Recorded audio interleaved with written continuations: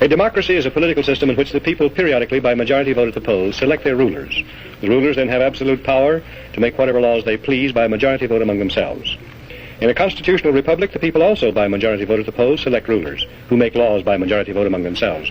But the rulers cannot make any laws they please because the Constitution severely restricts their lawmaking power. The ideal of a democracy is universal equality. The ideal of a constitutional republic is individual liberty. In this century, great strides have been made toward the goal of subverting our republic and transforming it into a democracy. The foremost tactic of the subverters is subversion of language. By calling America a democracy until people thoughtlessly accept and use the term, totalitarians have obscured the real meaning of American principles of government. In a democracy, if a majority should develop hatred for all blue-eyed babies and order them eliminated, the babies could be legally executed because whatever a majority wants at any given moment is supreme law of the land in a democracy.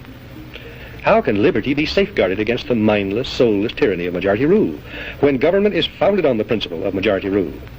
Jefferson answered that one. In questions of power, let no more be heard of confidence in man, but bind him down from mischief by the chains of the Constitution.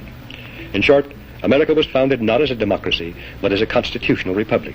We pledge allegiance to the republic, for which our flag stands, not to a democracy. The Constitution requires a republican form of government for all states, but does not mention democracy, and neither does the Declaration of Independence or the Bill of Rights. The Constitution is a binding contract, enumerating limited powers which the federal government can legally exercise, prohibiting it from exercising any powers not granted in the contract. It denies federal officials the power to do whatever they claim to be necessary for the general welfare. Federal action not clearly authorized by the Constitution is illegal, even if approved by an overwhelming majority of the people, because all the elastic powers of government are left with the states. Ultimate power to change the organic structure of government was left with the people, but the means of making changes, amending the Constitution, were carefully prescribed to militate against hasty, unwise decisions by the people.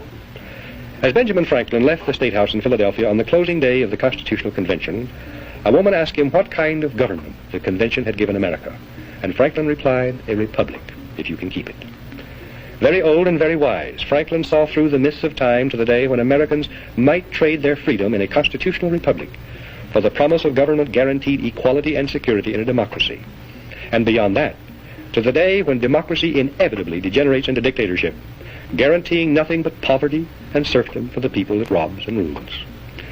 The American constitutional system, unique in history, enabled Americans to develop a backward continent into the most magnificent nation of all time. The system was designed to prevent both tyranny by government and reckless rebellion by the people. We must restore it and keep it. And what can you do toward that end? Your job, you who care and understand, is to help educate others.